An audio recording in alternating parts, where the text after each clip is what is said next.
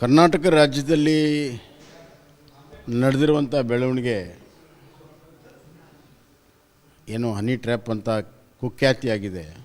ಇಡೀ ಕರ್ನಾಟಕದ ಗೌರವವನ್ನು ಇವತ್ತು ಇಡೀ ದೇಶದಲ್ಲಿ ಕಡಿಮೆ ಮಾಡಿದೆ.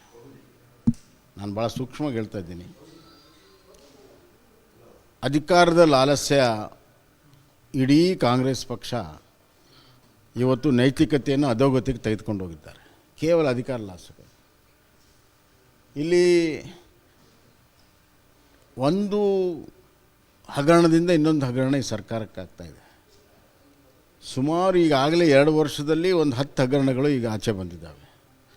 ಎಲ್ಲಿ ಕೈ ಹಾಕ್ತಿರಲ್ಲ ಹಗರಣ ಇದೆ.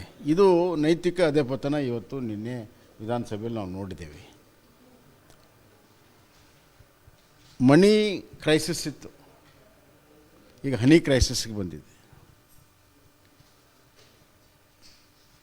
ಆರ್ಥಿಕವಾಗಿಯೂ ದಿವಾಳಿಯಾಗಿದೆ ಈ ಸರ್ಕಾರ, ನೈತಿಕವಾಗಿಯೂ ದಿವಾಳಿಯಾಗಿದೆ. ಒಬ್ಬ ಕ್ಯಾಬಿನೆಟ್ ಸಚಿವರು ತಮ್ಮ ಮೇಲೆ ಹನಿ ಟ್ರ್ಯಾಪ್ ಆಗ್ತಾ ಇದೆ ಅಂತ ವಿಧಾನಸಭೆಯಲ್ಲಿ ಬಹಿರಂಗವಾಗಿ ಹೇಳುವಂಥ ಪರಿಸ್ಥಿತಿಗೆ ಬಂದ ಮೇಲೆ ಇದು 15 ದಿವಸದಿಂದ ವಿಧಾನಸಭೆ ಮೊಗಸಾಲಲ್ಲಿ ಸುದ್ದಿ ಇದ್ದು ಮುಖ್ಯಮಂತ್ರಿಗಳು ಇದನ್ನು ನೋಡ್ತಾ ಕೂತ್ಕೊಂಡಿದ್ದಾರೆ. ಇವತ್ತು ಅದು ಸ್ಫೋಟಗೊಂಡಿದೆ. ಕ್ಯಾಬಿನೆಟ್ನಲ್ಲೇ ಈ ಥರ ನಡೀತಿರುವಾಗ ಇವತ್ತು ಈ ಕ್ಯಾಬಿನೆಟ್ಗೆ ಏನಂತ ಕರೆಯೋಣ? ಇದು ರಾಜ್ಯವನ್ನು ಆಳುವಂಥ ನೈತಿಕತೆಯನ್ನು ಕಳ್ಕೊಂಡಿರುವಂಥ ಒಂದು ಕ್ರಿಮಿನಲ್ ಕ್ಯಾಬಿನೆಟ್ ಇವತ್ತಿದೆ. ನನ್ನ ಪ್ರಕಾರ ಮುಖ್ಯಮಂತ್ರಿಗಳು ಈ ನೈತಿಕ ಚಟುವಟಿಕೆ ತಮ್ಮ ಮೂಗಿನ ನೇರಕ್ಕೆ ನಡೆಯುವಂಥ ಈ ಸಂದರ್ಭದಲ್ಲಿ ಅವರು ನೈತಿಕ ಜವಾಬ್ದಾರಿಯನ್ನು ಹೊತ್ತು ರಾಜೀನಾಮೆ ಕೊಡಬೇಕು. ಇಲ್ಲದಿದ್ದರೆ ರಾಜ್ಯದ ಜನತೆ ಇವತ್ತು ಯಾಕಾದರೂ ಇಂಥ ಸರ್ಕಾರವನ್ನು ತಂದಿದ್ದೇವೆ ಅಂತ ಪಶ್ಚಾತ್ತಾಪ ಪಡುವಂಥ ದಿನ ಇವತ್ತು ಬಂದಿದೆ. ಸರ್, ಈಗ ರಾಜಣ್ಣವರು ಹೇಳ್ತಿದ್ದಾರೆ 48 ಜನರದ್ದು ಪೆನ್ ಡ್ರೈವ್ CD ಇದೆ, ರಾಷ್ಟ್ರೀಯ ನಾಯಕರದ್ದು ಇದೆ, ಎಲ್ಲ ಪಕ್ಷದವ್ರದ್ದು ಇದೆ. ಈಗ ನನಗೆ 48 ಜನರದ್ದು ಇದೆ ಅಂತ ಅವ್ರು ಹೇಳುವಾಗ ಅವ್ರಿಗೆಲ್ಲ ಇನ್ನೂ ಹೆಚ್ಚಿನ ಮಾಹಿತಿ ಇದೆ ಅಂದಂಗೆ ಆಯ್ತಲ್ಲ. ಆ ಎಲ್ಲ ಮಾಹಿತಿಯನ್ನು ಕೊಡಬೇಕು. ಎಲ್ಲರ ಬಗ್ಗೆನೂ, ಎಲ್ಲ CD ಬಗ್ಗೆನೂ 48 ಜನ ಇರ್ಬೋದು, 58 ಜನ ಇರ್ಬೋದು, ಎಲ್ಲವೂ ಕೂಡ ಸಮಗ್ರವಾಗಿ ತನಿಖೆ ಆಗಬೇಕು.